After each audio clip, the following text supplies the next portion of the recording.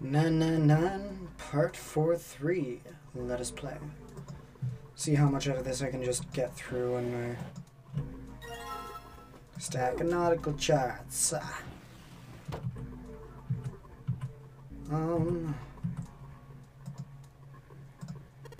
It's a pretty empty desk. My brother's desk looked a lot like this. Because he couldn't see, he never put stuff on it that he didn't need. Damn, that's... What am I supposed to say to that? Poor kid. Pocket watch. That's a pocket watch. She sure hasn't been saying much. And she just keeps looking at the floor. She seems kind of sad. A voice he hadn't expected startled Junpei from his examination of the pocket watch. Oh, a pocket watch. Might I take a look at it? He spun around to find Ace standing in the doorway. Junpei shrugged and handed him the pocket watch. Hey man, what are you doing over in this room? Oh, I just thought I'd come up and check on the two of you. Is there a problem? Not a problem, but it was a lie. All Junpei wanted was to get rid of Ace. He'd sent Ace to the wheelhouse at the beginning for a reason. It was something he'd meant to ask Clover, and he meant to ask her in private. There was something he wanted to ask Clover, and he didn't want anyone else to hear him ask it. He also knew that Clover would likely remain silent if there was anyone else around when he asked. That was why he was so desperate to send Ace back into the wheelhouse. Ace opened his mouth, then took another look at Junpei and shut it again. A small smirk appeared on his face. Oh, I see. Of course. He looked Junpei over, then glanced at Clover. I apologize for the intrusion. Well, best of luck. Ace gave Junpei a knowing pat on the shoulder and left.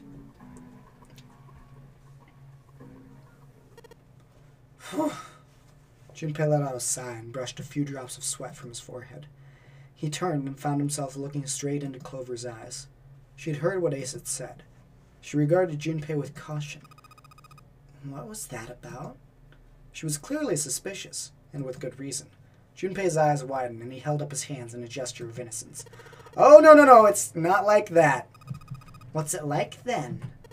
I just wanted to hear the rest of that story. I didn't get a chance to ask you about it until now. What story? About the experiment. Remember the one you started to tell me in the operating room? You said something about an experiment that happened here 9 years ago. Clover bit her lip. She stared down at the floor for several long moments, and when she spoke, it was barely audible. I'm sorry, but I don't want to talk about that right now. I'm just not in the mood, okay? You understand, right? I keep thinking about my brother. I can't stop. I mean, who would do something like that to my brother? I can't forgive them. I'm not gonna let them get away with it. They're gonna pay for it. I promise. So... Her shoulders were shaking. Drops of blood had sprung on her lips, up on her lips where she was biting them. She wiped it off and looked up at Junpei, her eyes fierce and angry. Junpei? Who do you think did it? Her voice was cold and scarcely above a whisper. Junpei gulped. Well, if what Seven said was right, then there would have to be at least 2 of them. We need at least 3 people to open the numbered doors, and if you subtract Snake, that means there were at least 2 other people. You're right. So what does that mean?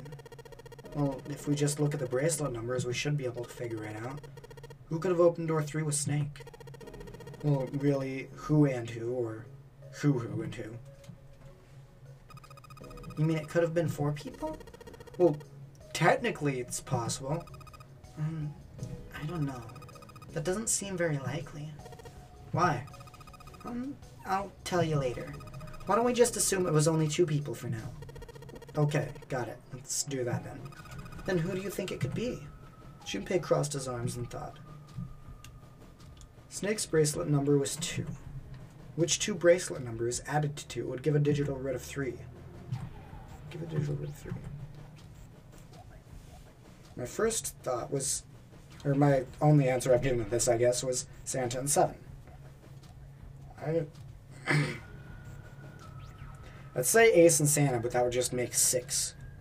And it needs to be 3. Let's see, 1 plus 2 is 3, so in order to still get 3, it would need to be 9. Which there isn't a 9. Unless you have 2 people.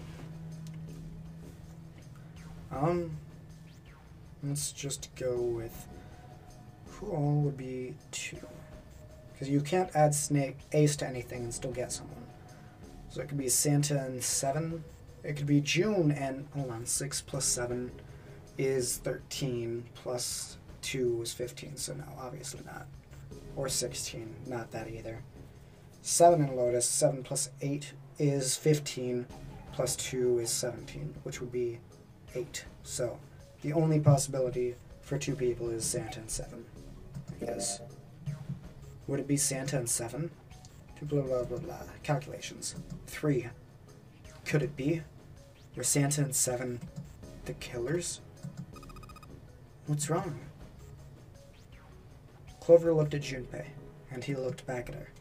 There was no point in hiding it. He told her his conclusions. That's what I thought.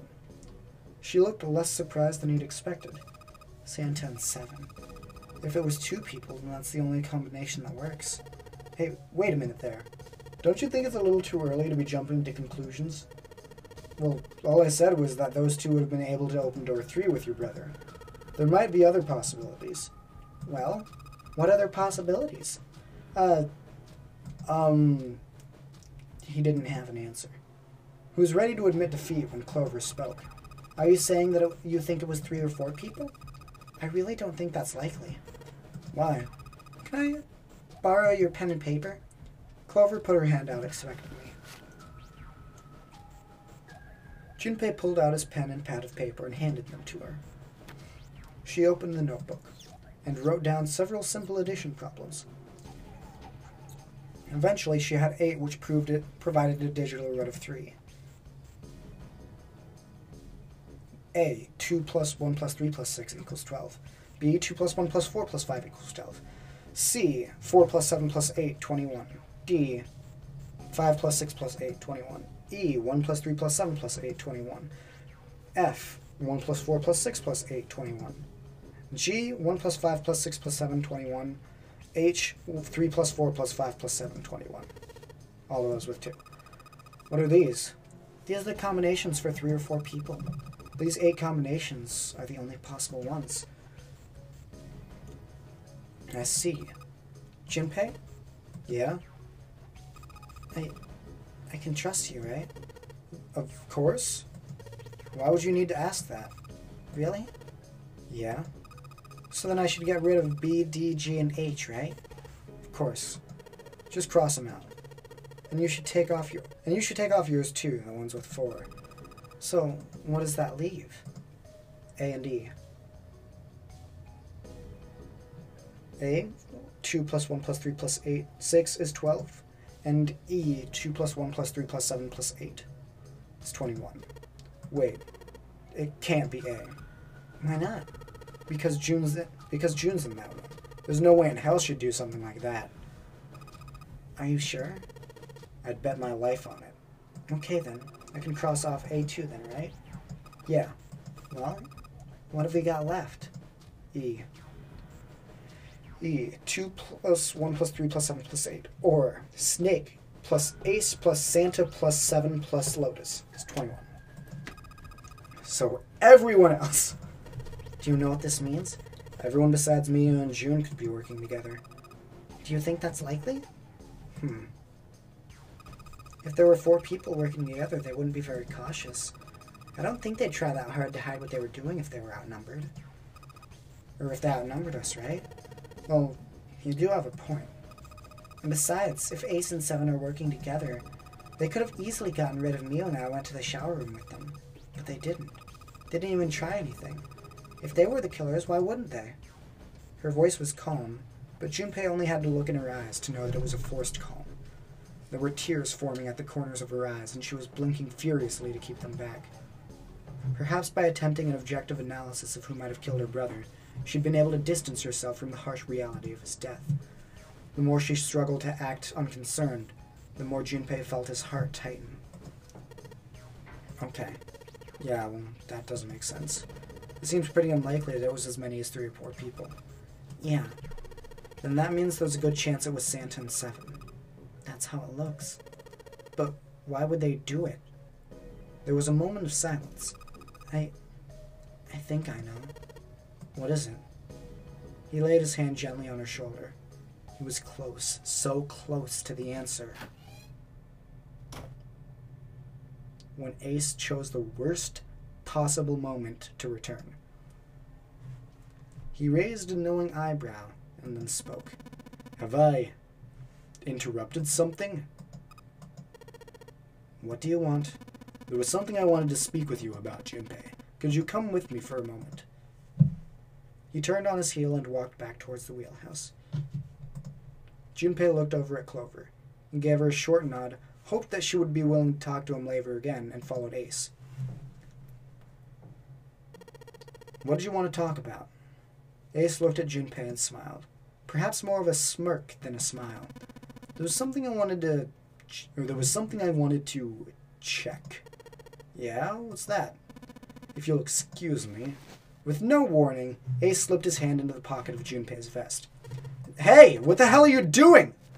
He reached for Ace's arm, but it was already too late. In the other man's hands were pieces of the paper Junpei had balled up and hidden in his pocket. Just as I thought. You switched them, didn't you? When we voted. Ah, well, I can't say that I care. I managed to get through the numbered door I wanted, despite your mischief. Why did you... Oh, simple curiosity. I hope you won't think ill of me for it. Ace smiled, gave Junpei a friendly pat on the shoulder, and then turned on his heel and left. It was a small defeat, but it was a defeat. Junpei had lost the upper hand, and he knew it. He could feel his stomach begin to tense. Alright, let's continue with this fucking puzzle, finally. Did I miss anything? The right drawer, let's have a look, nothing. The left drawer, let's have a look, nothing. Okay.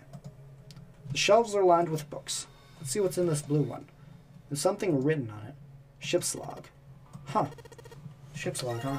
New material's been added to the file screen. Yeah! A map. It's got the Atlantic Ocean in the middle. Hey, Junpei, what do you think these red things are?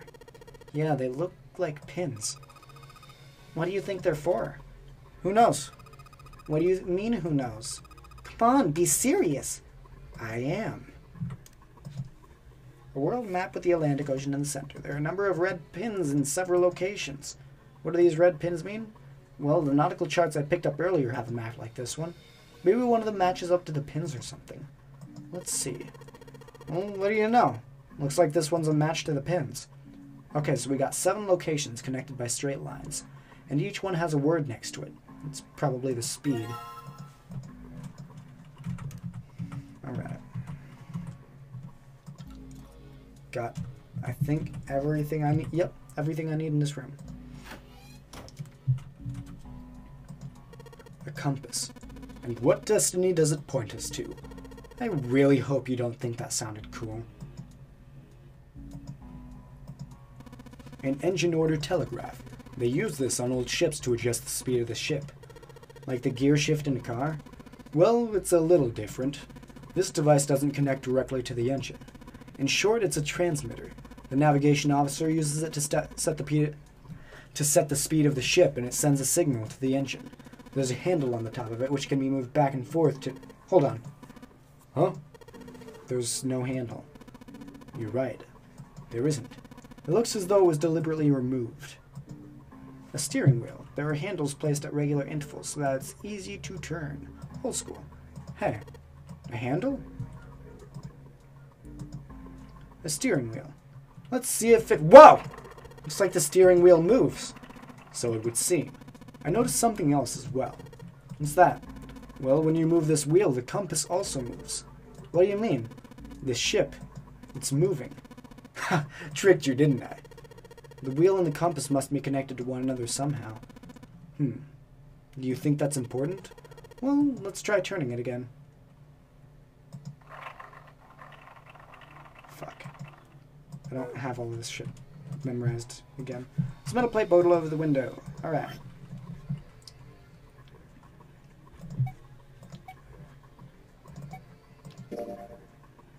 We leave soon for... Hold on. Sorry. Alright. Leave soon for a new journey across the sea. After leaving port, we headed south and west. Alright, southwest.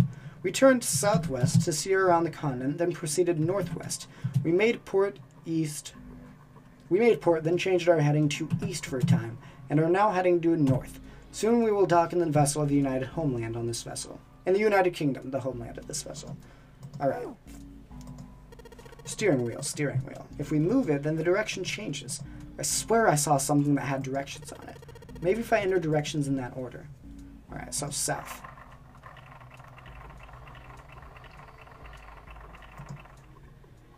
West. Southwest. Northwest. East. North.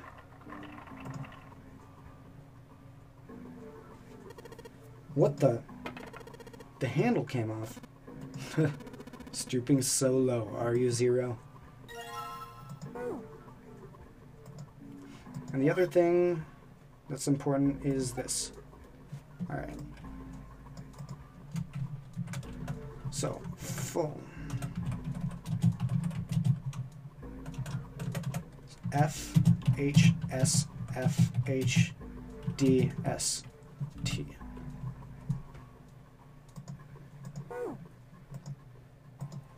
So, I sure hope this handle fits. Yes, it fits! Excellent. That should allow us to operate the engine order telegraph. Let's give it a shot. Full. Half slow. Full. Half dead slow. Stop. Huh? That's weird. I thought I put in the right speed. Did I mess up? No, I don't think so. Look, something's happened on the back wall of the wheelhouse. Yeah, you're right. Let's check it out. There's something on the wall that looks kind of like an arrival board. There's a whole bunch of words on the left side of the display. What the hell is this? They have names on the ports across the world. I imagine it's showing us the ship's route. You know, just like the ones you might see at an airport. Departing XX carrier flight XX, flight XX at XX o'clock. Like that. Oh, I get it. It does look like those are the names of all the ports along the ship's route. It looks like only one of those has a time on it, though. The time on the last line, right? 10 seconds past 3 o'clock. Perhaps that's the arrival time? A digital scoreboard, or something like that. On the left side, it's got names of the ports the ships will stop at along its route. The last line says 10 seconds past 3 o'clock. That must be the estimated time of arrival at the final port. Oh, perhaps? Whoa, what's he doing? Excuse me, Junpei. Hey! He just took my pocket watch. Hey! What the hell are you doing? Just trust me. It should be fine now. Well, thanks for giving me the pocket watch back, but you don't need to look so smug about it. Let's see what he... Oh, he moved the hands. 10 seconds past 3 o'clock. Oh, so he changed it to match the final arrival time? Ace nodded slowly. You know what to do next, right? Give it a shot.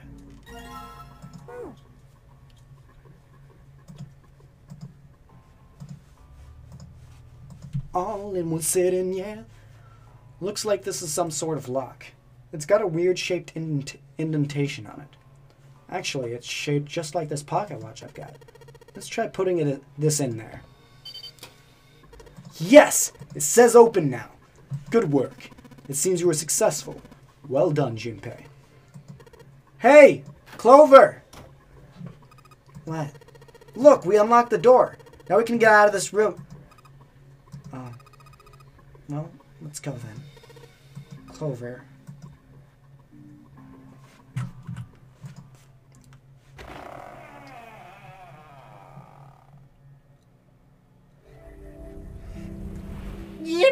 opened it.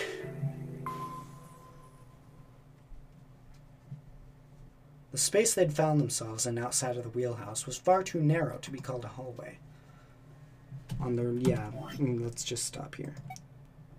Or maybe we can get to the next part. No, that's not good. On their left was a wooden door. Junpei pushed it open and stepped into the room beyond. It was full of all manner of turn-of-the-century electronic equipment. Most of them were things they'd never seen before. They had no idea what they might have been for, let alone how to operate them. One smaller machine had a metal bar that ended in a circular handle. Ace seemed to recognize it.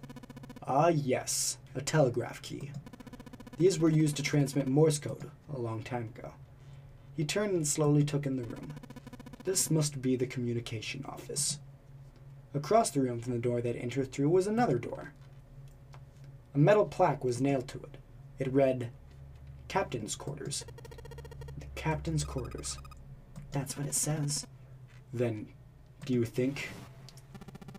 I am Zero, the captain of this ship. Ace swallowed. Junpei could feel his hands begin to sweat. Only Clover seemed unaffected. Well, we won't know if we don't open it. She walked up to the door and put her hand on the knob. It opened easily, and without so much as a pause, she walked in. Junpei and Ace followed. The first thing they saw was a man on the floor, covered in blood.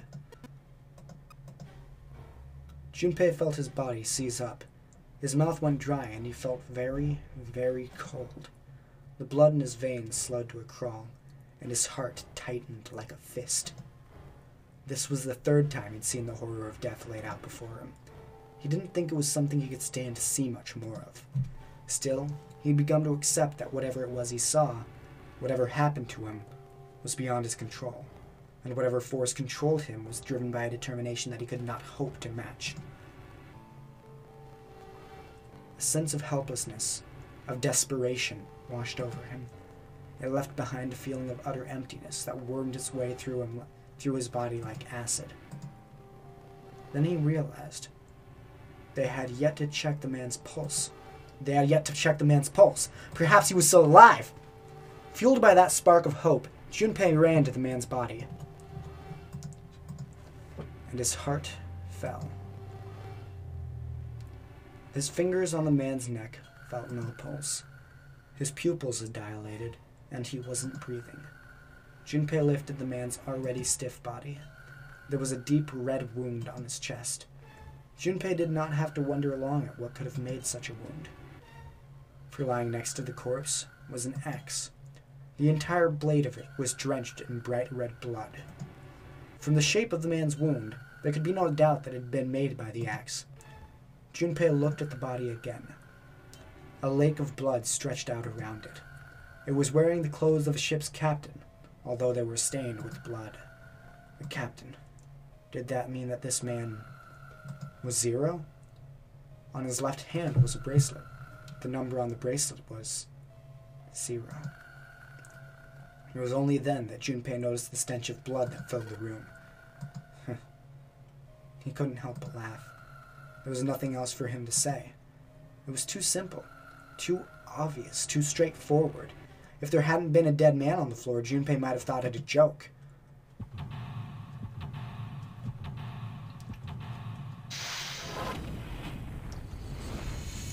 Seek a way out. Alright. Now we will stop. Yes. Next time, Captain's Quarters. Peace.